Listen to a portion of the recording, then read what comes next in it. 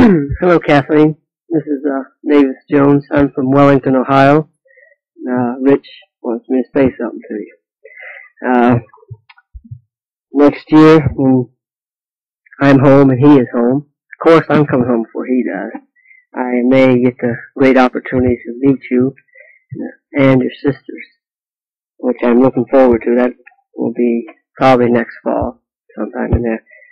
Well, I'm going to close it. Be good, and don't forget that Richard loves you.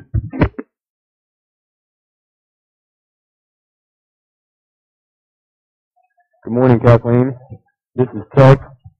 I just want to say a few words. I don't have too awful much to say, but I would like to thank you myself for the tape that you've been sending, Rich. We've all enjoyed them, Rich especially. The songs are really great, and we all really do appreciate it. The candy, your last practice that you did send was really terrific. You had a little Halloween party with it. Rich here was a big man about it. He's hot, so you could say. He's the lead at the time. Also, we'd like to thank you for the way back package, the cookies. I mean, I didn't get any, but they all said they were good, so I'll thank you anyway for sending them to the guys. They all enjoyed them. Rich he's a pretty good guy, really. He's pretty squared away, and he's liked by all of us, so you have nothing to worry about there. We get along with him real well. Rich and I came over just about the same time, as he said earlier. He came over a day ahead of me, but our units were together going through staging. So I guess we'll be coming home about the same time, and if possible, I'm going to try and stop up there and see him just before Lincoln. I doubt if I'll see him after that. And I just stop in and say hello to you myself. And Rich has told us so much about you. We've seen all your pictures and that. And, fine looking woman.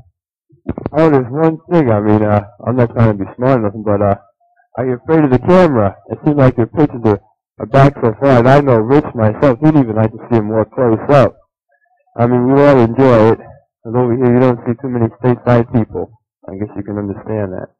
Well, this is all for now. Thank you once more for everything you've sent over here. It's really been a great help to us all. It's really boosted the morale of all the men over here. So I'm going to give the mic back now to Rich, and he's going to introduce one of the other fellows, and he'll say a few words.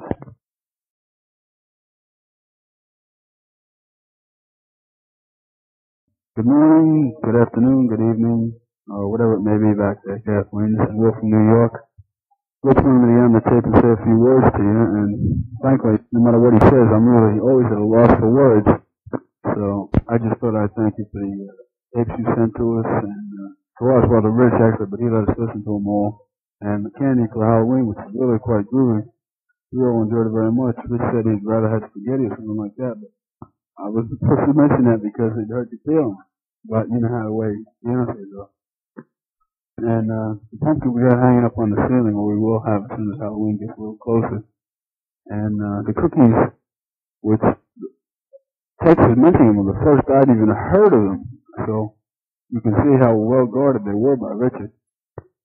Now, one thing you could do for me would be to write back and tell me if you think I've got an accent. Day in and day out, Richard's always complaining about the way I talk. And the frequency of my conversations on these tapes. But as you can see, I only talk for a few seconds, really, and hardly used up any tape at all. This keeps bugging me for some pepperoni I got here. I don't know. This is like my pepperoni more than you does your candy, but I was into that.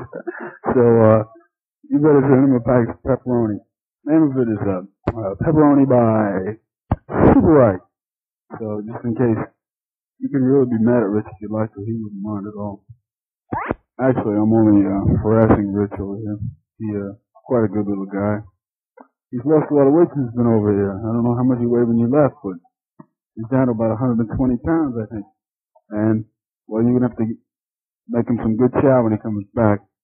He keeps telling us about how he's going to get married, but he doesn't know whether he wants to stay in Vietnam a little longer or come home and get married. So you have to have a talk with him, I think.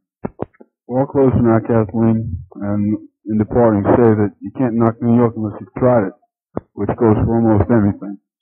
So, take care, and good luck, and maybe I'll see you someday. You never can tell the way things work out.